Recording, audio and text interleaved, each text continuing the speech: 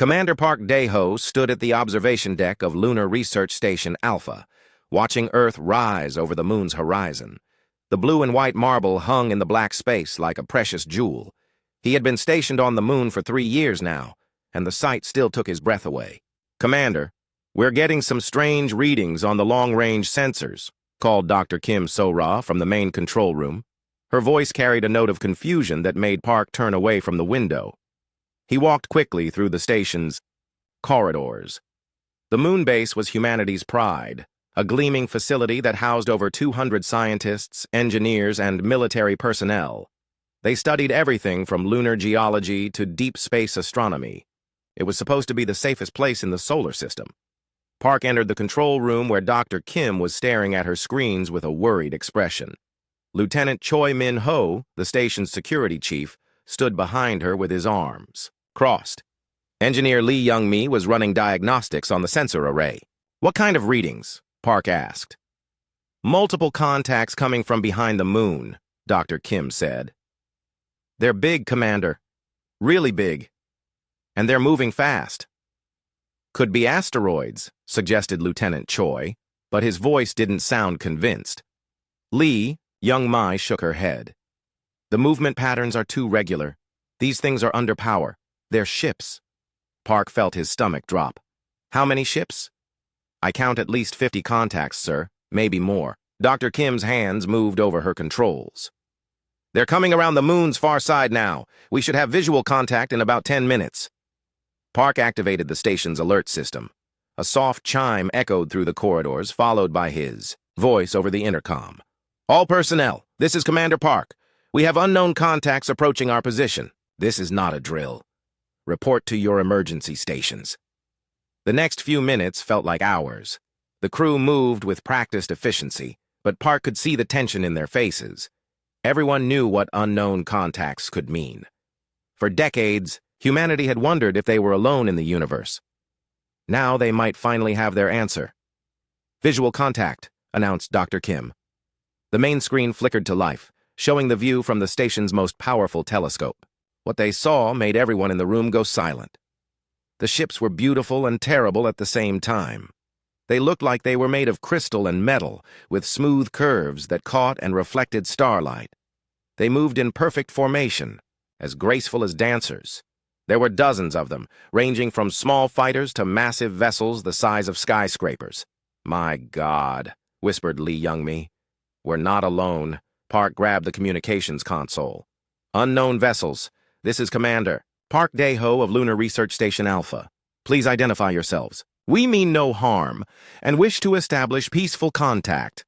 For several long seconds, there was only static. Then a voice replied. Cold, mechanical, speaking perfect English. "Primitive creatures of the third planet, you have infested territory belonging to the Veltari Empire. I am War Commander Thexval. You will surrender your installations immediately or face destruction." The crew exchanged shocked glances. Dr. Kim was recording everything, her scientific mind working even in this moment of crisis.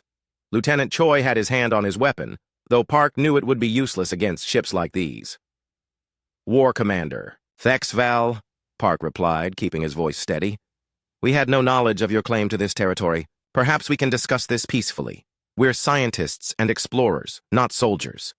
The alien's laugh was like breaking glass. "There is nothing to discuss. Your species is weak and primitive.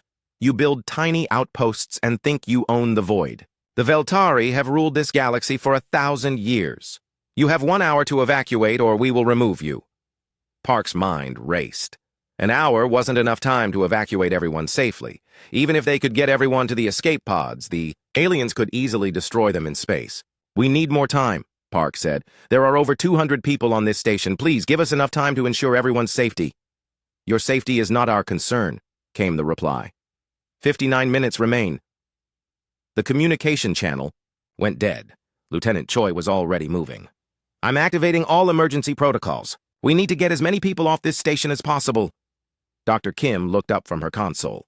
"Commander, I'm detecting massive energy buildups in their weapons systems. These aren't explorers. They're warships." Lee Young-mi was working frantically at her station. "I'm sending a priority message to Earth Command. They need to know what's happening here." Park nodded. Send everything. Ship configurations, the alien transmission, all sensor data. Make sure Earth knows we're dealing with a hostile alien force. The next 40 minutes were chaos. The station's crew rushed to the escape pods while others worked to download critical research data.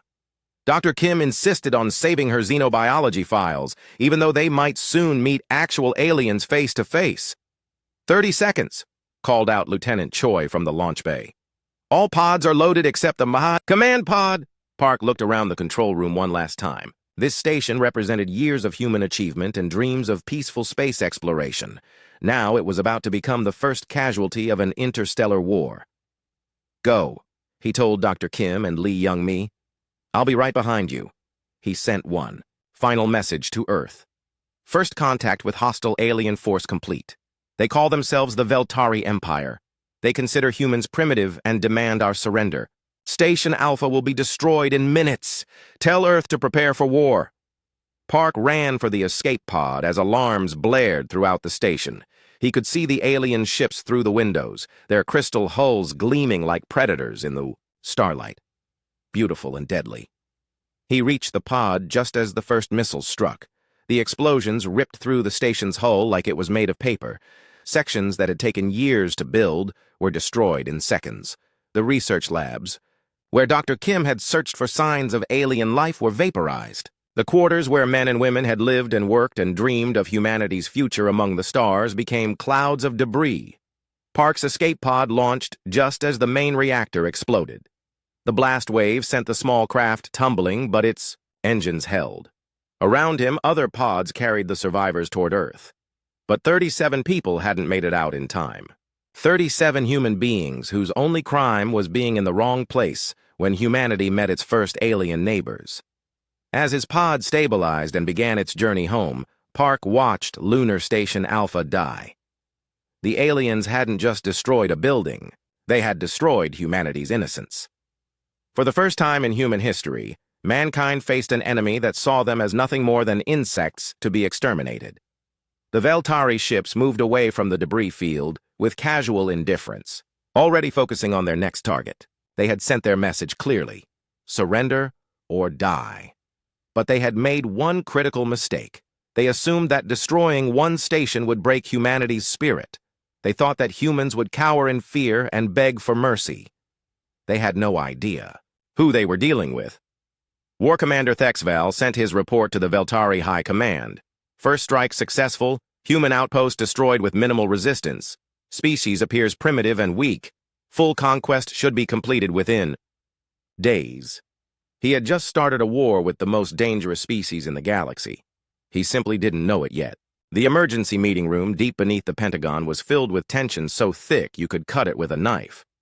Admiral Han Kyung-soo sat at the head of the massive table, his weathered face grim as he watched the video feed from Lunar Station Alpha for the third time.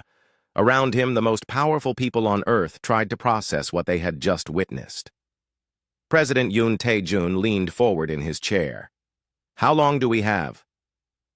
The alien transmission gave us 72 hours, replied General Lim Hee-jin. But based on their ship movements, they could attack at any time. 72 hours to do what exactly? Asked Secretary of Defense Williams. Surrender our entire space program? Give up everything we've built? Admiral Han turned off the video screen. The survivors from Station Alpha are already on their way back to Earth. Commander Park's report confirms what we saw. These aliens, the Veltari, have superior technology, and they consider us primitives. They want complete surrender. The room erupted in voices. Some officials demanded immediate negotiations. Others called for evacuation of Earth's orbital stations. A few suggested they had no choice but to surrender. President Yoon raised his hand for silence. Admiral Han, what are our military options? Admiral Han was quiet for a long moment. Officially, we have the orbital defense platforms around Earth and Mars, a few dozen military shuttles, maybe 300 missiles with nuclear warheads. Against 50 alien warships with unknown capabilities, our chances are 0, finished General Lim. We're talking about bows and arrows against machine guns. Officially, yes, Admiral Han said again, emphasizing the word. But there are some things this council needs to know, things that have been classified At the highest levels for decades. President Yoon frowned. What kind of things? Instead of answering, Admiral Han pressed a button on his tablet. The room's lights dimmed, and a holographic display appeared in the center of the table. It showed Earth, but not the Earth that most people knew about. This Earth was surrounded by dozens of hidden installations, weapon platforms disguised as civilian satellites and defensive systems that officially didn't exist. For 60 years, since we first started seriously exploring space, certain people in government and military have been asking a simple question. What if we're not alone? And what if whoever we meet isn't friendly? The hologram rotated, showing similar installations around Mars, the Moon, and the asteroid belt. Secret bases that had been built under cover of mining operations and scientific missions. Project Prometheus, Admiral Han continued, started in 1960 after the first UFO sightings were confirmed by military radar, continued through every administration since then, regardless of political party. The mission was simple: prepare for the day when Earth might have to defend itself against alien attack. General Lim stared at the display. How is it possible to keep something this big secret for 60 years? By hiding it in plain sight, came a new voice from the doorway. Dr. Shin Woo-jin entered the room, carrying a tablet and looking like he hadn't slept in days. Every space mission, every satellite launch, every Mars rover, they all had dual purposes: the public mission and the real mission. President Yoon looked stunned. Dr. Shin, you're supposed to be running our civilian space program. I am. I'm also the director of Project Prometheus. Dr. Shin activated his tablet, and the hologram changed, showing technical specifications for weapons that looked like they belonged in science fiction movies. When people see a communications satellite, they see communications equipment. They don't see the particle beam projector hidden inside. When they watch a Mars rover, they see scientific instruments. They don't see the manufacturing equipment building weapon components. The room was dead silent as the implications sank in. How many people know about this? President Yoon asked. Currently? About 3,000 worldwide, all with security clearances higher than most government officials. Scientists, engineers, military personnel from 12 different countries. We've been working together for decades, regardless of what our governments were doing politically. Admiral Han stood up and walked to the hologram. The alien attack. On Station Alpha activated every protocol we've developed. Captain Song Ji-hoo is already moving the First Fleet into position. Sergeant Major Bae Soon-young is coordinating with our deep space assets. First Fleet? General Lim repeated. Dr. Shin smiled for the first time since entering the room. Admiral, perhaps it's time to show them the indomitable. The hologram changed again, showing what looked like a massive warship under construction in Earth orbit. But the construction site wasn't visible from Earth. It was hidden behind a specially positioned asteroid that had been moved into place 30 years earlier. The Indomitable is our first real space battleship, Dr. Shin explained. 3 kilometers long, armed with weapons based on theoretical alien technology we've been developing for decades. It's not alone.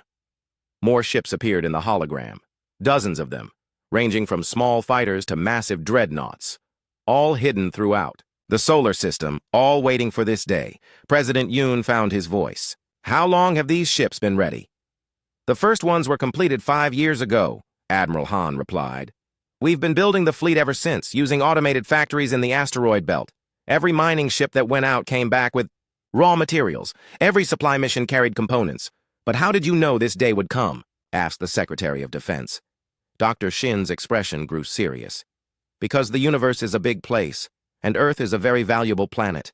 Water, oxygen, perfect temperature, abundant life. Worlds like this are rare. We always knew that someday someone would want to take it from us. General Lim was studying the tactical displays. What about their technology advantage? They do have better ships individually, admitted Admiral Han. But they're fighting the last war. Their tactics are based on fighting other advanced civilizations with similar technology. They expect formal declarations, honorable combat, rules of engagement. And we don't fight that way, President Yoon said, understanding dawning in his voice. Humans fight to win, Admiral Han confirmed. We use every advantage, every dirty trick, every unconventional tactic we can think of. We've been studying their ship movements since they arrived. They're arrogant. They think they've already won. Dr. Shin pulled up another display showing the alien fleet's current position. They're maintaining a loose formation. Apparently not. Worried about surprise attacks? Their weapons are powered down. They're not even running full sensor sweeps. They think we're helpless, General Lim observed. Let them keep thinking that, Admiral Han said. Captain Song is moving the Indomitable into position behind the moon, the same place they attacked from. Commander Kang Min-ji has the Mars fleet. Ready to move. Colonel Nam Seo Young is coordinating strikes from the outer system.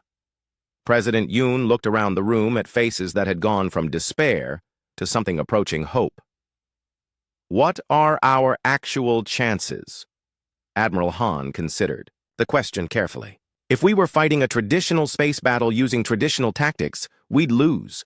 But we're not going to fight fair. We're going to hit them with everything we have all at once, from directions they can't predict. And after that? After that, we're going to teach them why humanity survived every predator on Earth for millions of years. We're not the strongest species in the galaxy, and we're not the smartest. But we might just be the meanest. Dr. Shin closed his tablet. The alien commander gave us 72 hours. He thinks he's being generous, giving the primitives time to prepare for their surrender. He has no idea what humanity can do in 72 hours, Admiral Han said. Outside the meeting room across the planet, the secret network that had been built over 60 years was coming alive. Hidden bases were powering up weapons that had never been tested in combat. Ships that officially didn't exist were moving into attack positions. The most dangerous military force in human history was preparing to show the galaxy what happened when you attacked Earth. The Veltari thought they had just conquered a primitive world. They were about to learn that they had awakened something, far more dangerous than they could imagine. Humanity was going to war. War Commander Thexaval stood on the bridge of his flagship, the Eternal Glory, watching the small blue planet turn slowly in the darkness. 72 hours had passed since his ultimatum, and still no response from the primitive humans. He was actually impressed by their stubbornness, though it would make their destruction more satisfying. "Commander," reported his tactical officer, "we are detecting increased electromagnetic activity from the planet's surface. It appears they are attempting to coordinate some kind of response." Thexaval's mouth curved in what might have been a smile if he were human. "Let them scramble. Their pathetic weapons cannot penetrate our shields. Begin final approach. Target their major population centers first. It will break their spirit quickly." Around him, the bridge crew prepared for what they expected to be a simple extermination mission. The Veltari had conquered 47 worlds over the past century.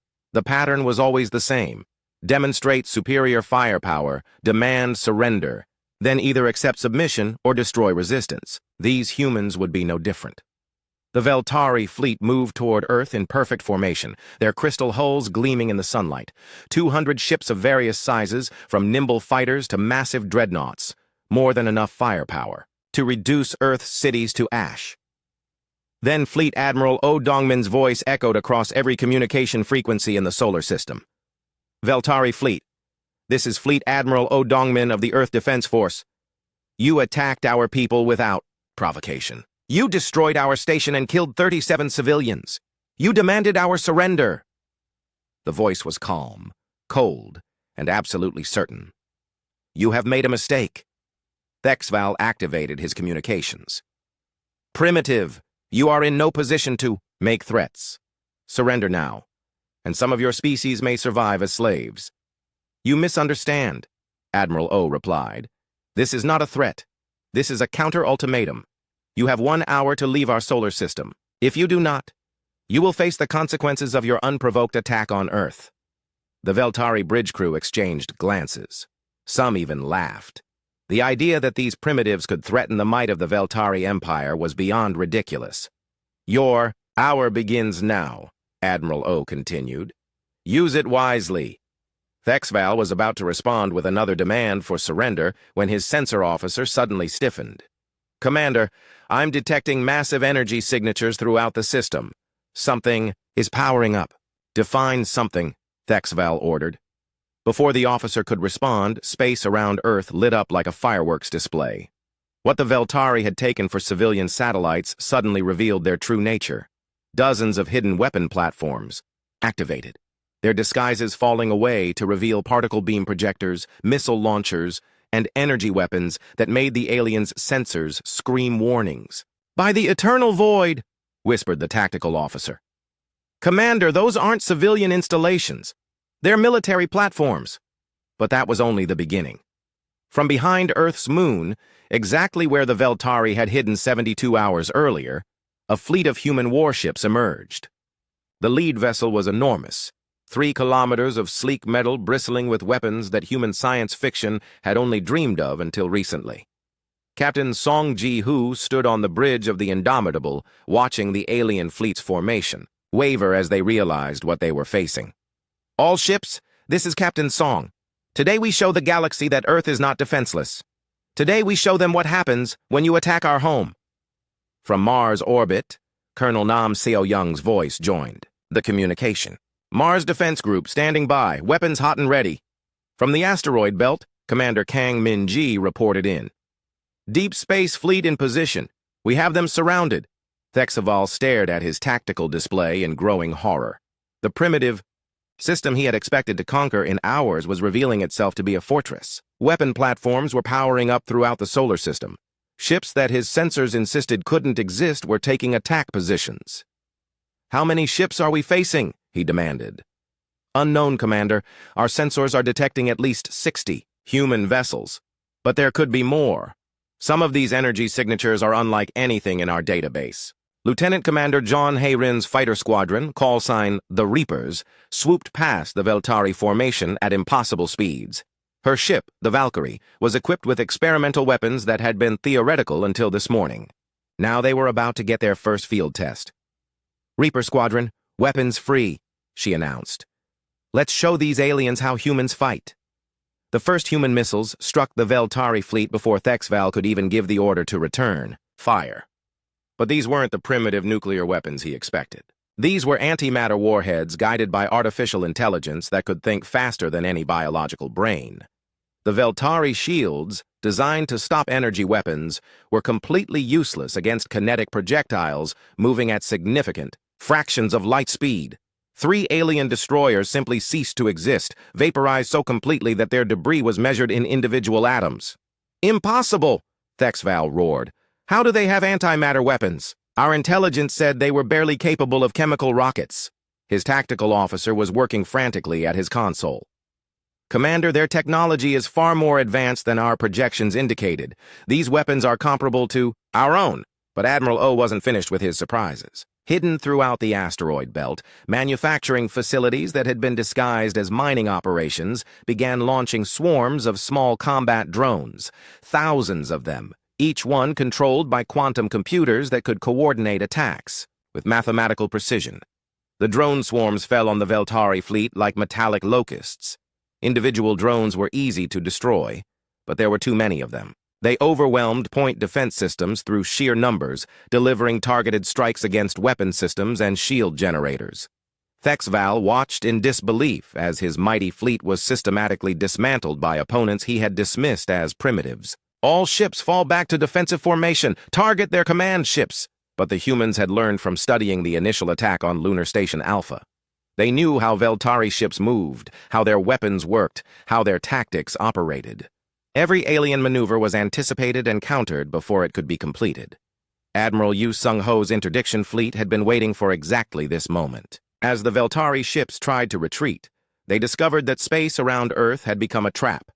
Experimental faster-than-light jamming fields prevented any ship from escaping to hyperspace. "Commander," his communications officer reported with panic in his voice. "We cannot jump to light speed. Something is interfering with our hyperdrives." The hunters had become the hunted. Captain Song watched the alien fleet's desperate attempts to escape with cold satisfaction. "All ships, begin. Phase 2. Target their engines. I want them alive for questioning." Major An Bo-ra led the first boarding parties against disabled Veltari vessels. Her troops wore powered armor that had been developed in secret laboratories for decades, equipped with weapons that could punch through alien hull materials like they were made of cardboard. The Veltari crew she encountered fought bravely, but they were not prepared for human close-quarters combat tactics. Humans fought like they had learned to fight on a world full of predators, with vicious efficiency and no concern for honor or fair play.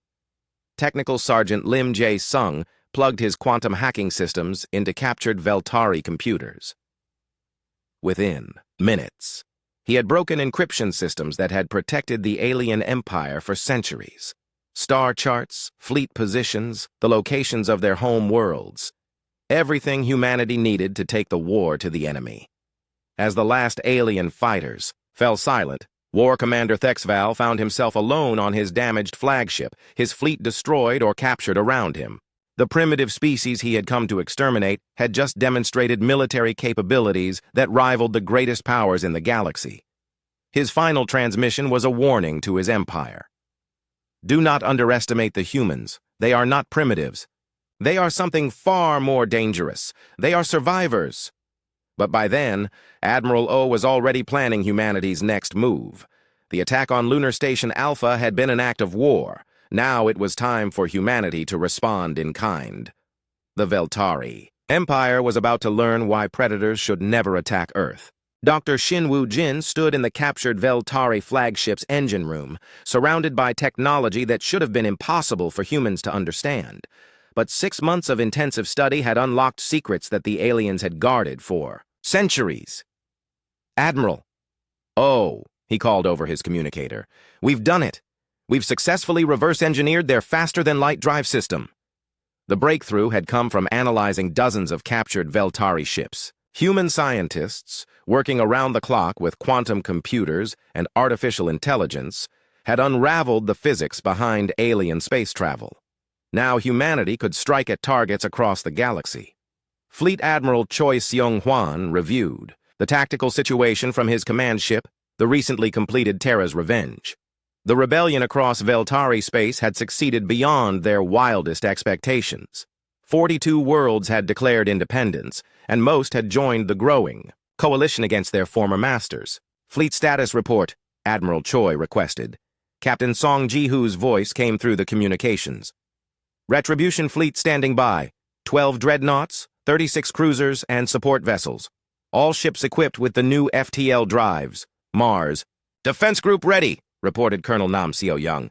We're keeping 6 dreadnoughts in reserve to protect Earth. Deep Space Fleet in position, added Commander Kang Min-ji. Our scout ships have identified the primary target. The primary target was Velthara Prime, the Veltari homeworld. Intelligence gathered from liberated worlds had revealed that the alien empire was pulling back all available forces to defend their most important system. Over 800 ships were now concentrated around their home planet. But humanity wasn't planning to fight fair. Commander Ryu Mi-young had spent months building relationships with the leaders of liberated worlds.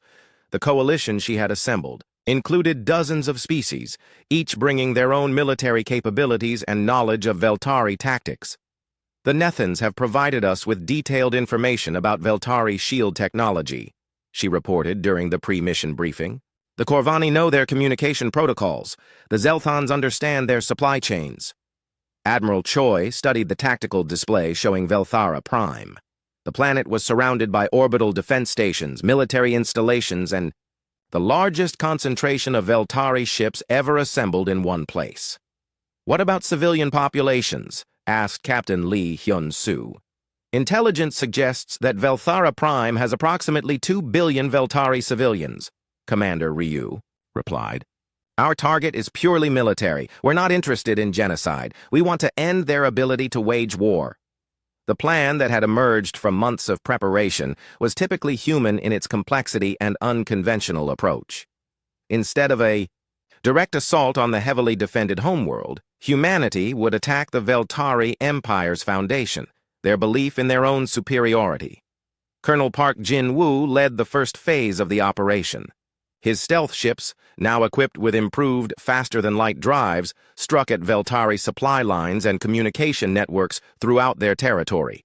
Within days, the alien empire's ability to coordinate their defense was severely degraded. Phase 1 complete, he reported. Veltari High Command has lost contact with 30% of their remaining fleet. Phase 2 was psychological warfare on a scale the galaxy had never seen. Captain Lee's intelligence teams, working with liberated species who knew Veltari culture, began broadcasting messages directly to alien military units. The messages were simple but devastating. Your empire is falling. Your conquered worlds have joined humanity. Your fleets are being destroyed across the galaxy. You are fighting for leaders who see you as expendable. Surrender now and live. The effect was immediate. Veltari ships began surrendering in small groups, their crews no longer convinced that their cause was just or winnable. The empire that had conquered through fear was discovering what it felt like to be afraid. Supreme Admiral Kethran watched his empire collapse from his command center on Velthara Prime. Reports arrived hourly of more surrenders, more rebellions, more military units simply disappearing from contact. "How many ships do we still control?" he asked his staff. "Approximately 600 vessels, Supreme Admiral, but morale is declining rapidly. Many crews are requesting permission to return to their home colonies." Technical Sergeant Lim Jae-sung had been busy with captured Veltari computer systems, learning everything possible about their technology and culture. What he discovered was both fascinating and useful. "Admiral O," he reported, "I found something important in their historical records. The Veltari Empire isn't as old as they claim. They were actually conquered themselves about 1,200 years ago by a species called the Zethkari." "What happened to the Zethkari?" Admiral O asked. "They became overconfident, just like the Veltari. They stopped innovating, stopped preparing for threats. The Veltari eventually overthrew them using tactics their masters couldn't predict. The historical parallel was too obvious to ignore. The Veltari had become everything they had once fought against. Arrogant conquerors who believed their own propaganda about superiority. Major An Bo-Ra led boarding operations against Veltari ships that had surrendered voluntarily. What she found surprised her. Many alien crews were actually relieved to be captured. "They're tired of fighting," she reported. "Some of these soldiers have been deployed for decades, conquering worlds they didn't want to conquer for an empire they no longer believe in." Admiral Choi made a strategic decision that would define humanity's approach to galactic politics for centuries to come. Instead of treating surrendering Veltari as prisoners, he offered them a choice: join the coalition as equals or return home with the understanding that the war was over. "We're not trying to build an empire," he announced to the combined fleet. "We're trying to prevent empires from existing. Any species that wants to live in peace is welcome to join us." The response from surrendering Veltari units was overwhelming. Ship after ship switched sides, bringing valuable intelligence and military capabilities to the coalition. War Commander Thexval, still a prisoner but now serving as an advisor to human forces, watched these developments with amazement. "You're not conquering us," he observed during one strategy meeting. "You're liberating us from our own empire." Commander Park Dae-ho nodded. "Conquest creates enemies. Liberation creates allies." As the coalition fleet prepared for the final assault on Velthara Prime, they faced a transformed strategic situation. What had started as humanity defending Earth from alien invasion had become a galaxy-wide liberation movement. The Veltari High Command, now reduced to fewer than 400 ships and facing rebellion even among their core worlds, sent a final message to Admiral Choi. "Human fleet, this is Supreme Admiral Kethran. We request negotiations for the surrender of remaining Veltari military forces." Admiral Choi's response was broadcast across the galaxy. "Supreme Admiral, we accept your request for negotiations, but understand that we're not negotiating with just you. Every species in this galaxy has a voice in what comes next. The Age of Empires was ending. In its place, humanity was helping to build something that had never existed before. A voluntary alliance of free worlds united not by conquest, but by the shared desire to prevent any one species from dominating all others. But first, they had to finish what the Veltari had started when they fired those first missiles at Lunar Station Alpha. The final battle for Velthara Prime would determine whether the galaxy's future would be shaped by fear or by hope. Fleet Admiral Choi gave the order that would echo through galactic history. "All ships, jump to Velthara Prime. It's time to end this war." Dr. Shinwoo Jin stood in the captured Veltari flagship's engine room, surrounded by technology that should have been impossible for humans to understand. But 6 months of intensive study had unlocked secrets that the aliens had guarded for centuries. "Admiral." "Oh," he called over his communicator. "We've done it. We've successfully reverse-engineered their faster-than-light drive system. The breakthrough had come from analyzing dozens of captured Veltari ships. Human scientists, working around the clock with quantum computers and artificial intelligence, had unraveled the physics behind alien space travel. Now humanity could strike at targets across the galaxy. Fleet Admiral Choi Seong-hwan reviewed the tactical situation from his command ship, the recently completed Terra's Revenge. The rebellion across Veltari space had succeeded beyond their wildest expectations. 42 worlds had declared independence, and most had joined the growing coalition against their former masters. Fleet status report, Admiral Choi requested. Captain Song Ji-hoo's voice came through the communications. Retribution fleet standing by. 12 dreadnoughts, 36 cruisers, and support vessels. All ships equipped with the new FTL drives. Mars. Defense group ready, reported Colonel Nam Seo-young. We're keeping 6 dreadnoughts in reserve to protect Earth. Deep Space Fleet in position, added Commander Kang Min-ji. Our scout ships have identified the primary target. The primary target was Velthara Prime, the Veltari homeworld. Intelligence gathered from liberated worlds had revealed that the alien empire was pulling back all available forces to defend their most important system. Over 800 ships were now concentrated around their home planet. But humanity wasn't planning to fight fair. Commander Ryu Mi-young had spent months building relationships with the leaders of liberated worlds. The coalition she had assembled included dozens of species, each bringing their own military capabilities and knowledge of Veltari tactics.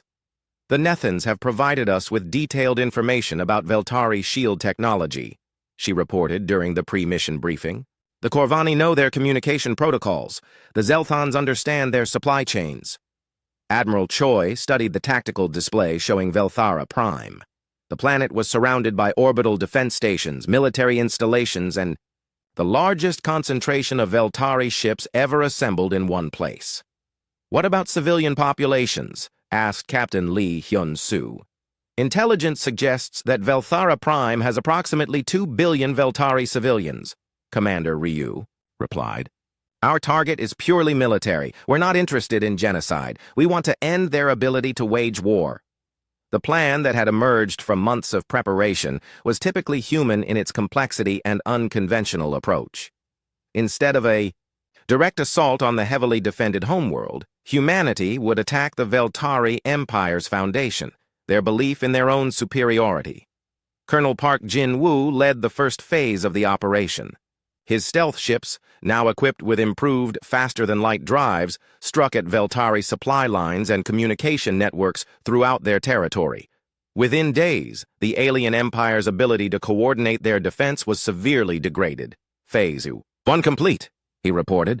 Veltari High Command has lost contact with 30% of their remaining fleet. Phase 2 was psychological warfare on a scale the galaxy had never seen.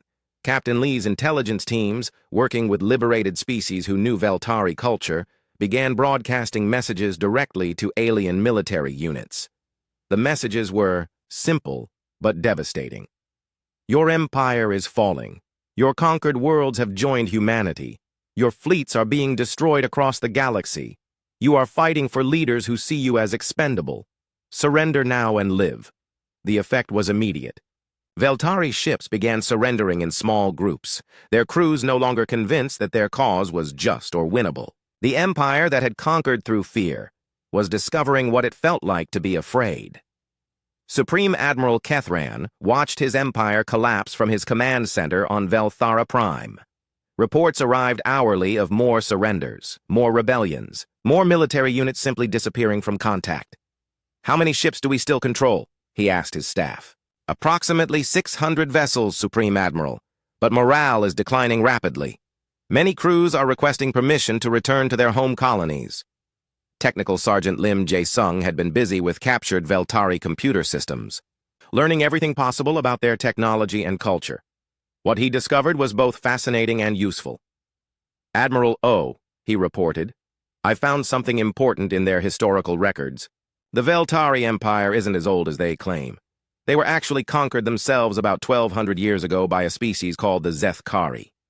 What happened to the Zeth-Kari? Admiral O asked. They became overconfident, just like the Veltari. They stopped innovating, stopped preparing for threats. The Veltari eventually overthrew them using tactics their masters couldn't predict. The historical parallel was too obvious to ignore. The Veltari had become everything they had once fought against. Arrogant conquerors who believed their own propaganda about superiority. Major An Bo-Ra led boarding operations against Veltari ships that had surrendered voluntarily. What she found surprised her. Many alien crews were actually relieved to be captured. "They're tired of fighting," she reported. "Some of these soldiers have been deployed for decades, conquering worlds they didn't want to conquer for an empire they no longer believe in." Admiral Choi made a strategic decision that would define humanity's approach to galactic politics for centuries to come. Instead of treating surrendering Veltari as prisoners, he offered them a choice: join the coalition as equals or return home with the understanding that the war was over. "We're not trying to build an empire," he announced to the combined fleet. "We're trying to prevent empires from existing. Any species that wants to live in peace is welcome to join us." The response from surrendering Veltari units was overwhelming. Ship after ship switched sides, bringing valuable intelligence and military capabilities to the coalition. War Commander Thexval, still a prisoner but now serving as an advisor to human forces, watched these developments with amazement. "You're not conquering us," he observed during one strategy meeting. "You're liberating us from our own empire." Commander Park Dae-ho nodded. "Conquest creates enemies. Liberation creates allies." As the coalition fleet prepared for the final assault on Velthara Prime, they faced a transformed strategic situation. What had started as humanity defending Earth from alien invasion had become a galaxy-wide liberation movement. The Veltari High Command, now reduced to fewer than 400 ships and facing rebellion even among their core worlds, sent a final message to Admiral Choi.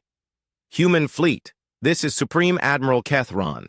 We request negotiations for the surrender of remaining Veltari military forces." Admiral Choi's response was broadcast across the galaxy. "Supreme Admiral, we accept your request for negotiations, but understand that we're not negotiating with just you. Every species in this galaxy has a voice in what comes next. The Age of Empires was ending. In its place, humanity was helping to build something that had never existed before. A voluntary alliance of free worlds united not by conquest, but by the shared desire to prevent any one species from dominating all others. But first, they had to finish what the Veltari had started when they fired those first missiles at Lunar Station Alpha. The final battle for Velthara Prime would determine whether the galaxy's future would be shaped by fear or by hope." Fleet Admiral Choi gave the order that would echo through galactic history. "All ships, jump to Velthara Prime. It's time to end this war." The space around Velthara Prime was filled with more ships than had ever been assembled in galactic history. On one side, the remnants of the once mighty Veltari Imperial fleet, 350 vessels arranged in desperate defensive formations around their homeworld. On the other side, the Terran Coalition fleet, over 600 ships representing 43 different species, all united under human leadership. Fleet Admiral Choi Seung-hwan stood on the bridge of Terra's Revenge, looking at the tactical display that showed both fleets facing each other across the void. After months of warfare, rebellion, and liberation, it had come down to this final confrontation. "Admiral," reported Captain Song Ji-hoo from the Indomitable, "the Veltari fleet is hailing us. Put them through." Supreme Admiral Kethran appeared on the main screen, his crystalline features showing exhaustion and something that might have been regret. Behind him, the bridge of his flagship showed the strain of months of losing battles. "Admiral Choi," Kethran began, "I must ask you one question before we begin this final battle. How did your species achieve such rapid technological advancement? Our intelligence reports indicated that humans had barely mastered interplanetary travel." Admiral Choi considered the question seriously. The entire galaxy was listening to this conversation, broadcast on every communication frequency. His answer would shape how humanity was remembered by history. "Supreme Admiral, you made a fundamental error in understanding what humanity is. You saw our technology and assumed we were primitive. You saw our single world and assumed we were weak. You never bothered to study what made us dangerous. And what is that? We never stopped preparing for the worst possible scenario. Every human space mission carried dual purposes, exploration and defense. Every satellite we launched was also a weapons platform. Every mining operation was also a military installation. For 60 years, we built the most powerful military force in the galaxy while convincing everyone, including ourselves sometimes, that we were peaceful explorers. Captain Lee Hyun-soo, monitoring communications across the battlefield, noted something remarkable. Ships from both fleets were requesting permission to monitor the conversation. Even in the middle of a war, everyone wanted to understand how humanity had achieved what seemed impossible. "But how did you know we would come?" Kethran asked. Admiral Choi's expression grew serious. "Because the universe is a dangerous place, and Earth is too valuable for someone not to want it eventually. Water, oxygen, perfect temperature, abundant life. Planets like Earth are rare. We always knew that someday, someone would try to take it from us." Commander Ryu Mi-young's voice came through on a private channel. "Admiral, I'm receiving surrender requests from 17 Veltari ships. Their crews don't want to fight anymore." "Accept all surrenders," Admiral Choi replied. Then, addressing the Supreme Admiral again, "Your empire is already over, Kethran. The question now is whether it ends with more unnecessary death or whether we can build something better together." The Supreme Admiral was quiet for several long moments. When he spoke again, his voice carried the weight of a civilization's defeat. "What terms do you offer?" "Complete disarmament of all Veltari military forces. Return of all conquered territories to their original inhabitants. Reparations to species your empire has enslaved. In exchange, Veltari civilians will be protected, and your people can join the new Galactic Confederation as equals.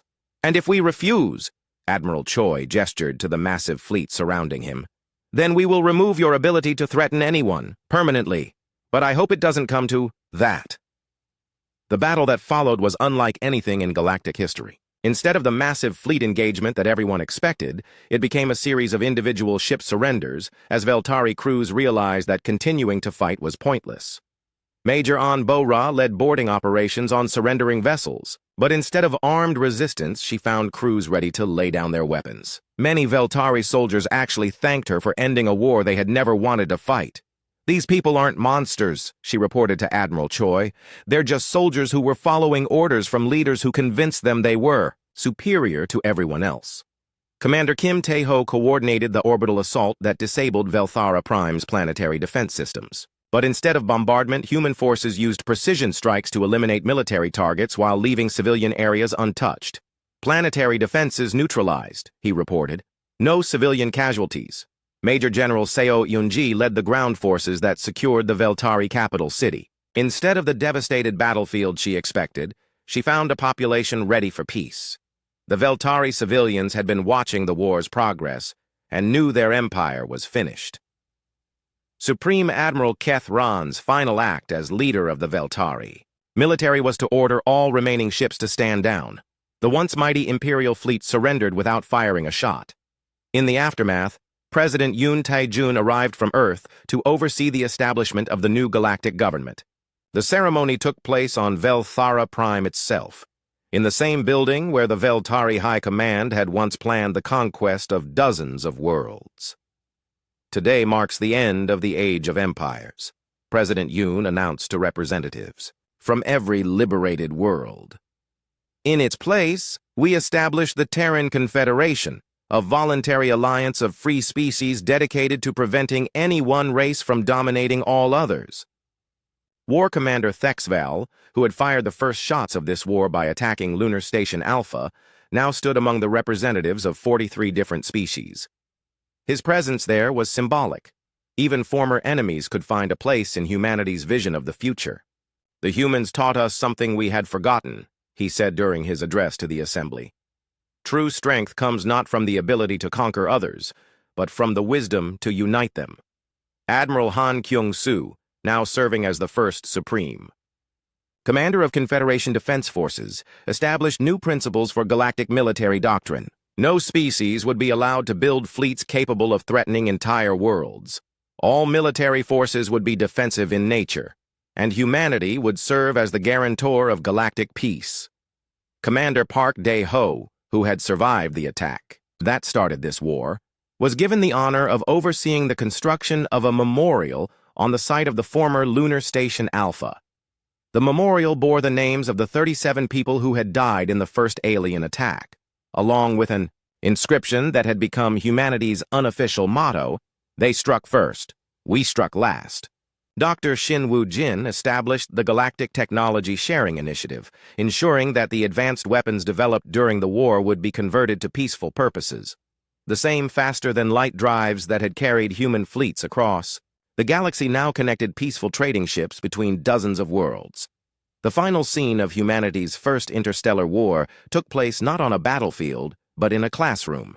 On the former Veltari homeworld, now renamed New Harmony, human teachers worked alongside alien educators to ensure that future generations would learn the true history of the war. The lesson was simple, but profound. The greatest military victory in galactic history had been won not through superior firepower, but through superior preparation, superior strategy, and the superior wisdom to turn enemies into allies. As the new Terran Confederation grew and prospered, other species across the galaxy received a clear message.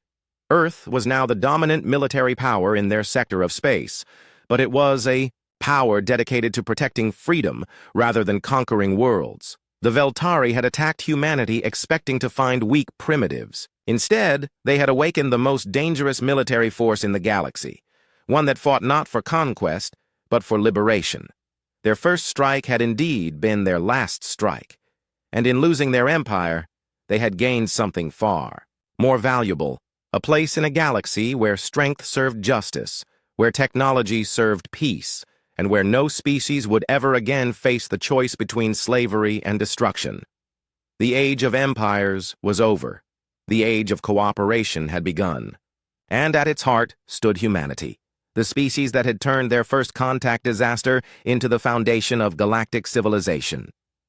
War Commander Thexaval's final report to the Galactic Archives said it all. We thought we were conquering primitives. Instead, we discovered that the most dangerous species in the galaxy was the one that had been preparing for us all along.